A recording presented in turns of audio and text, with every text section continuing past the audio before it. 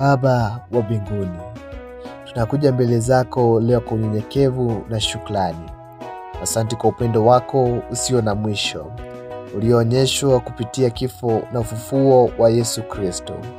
Bwana, kama ulivyoshinda kifo, tunaomba ushinde kila hali ngumu katika maisha yetu. Pale palipo na maumivu, leta uponyaji.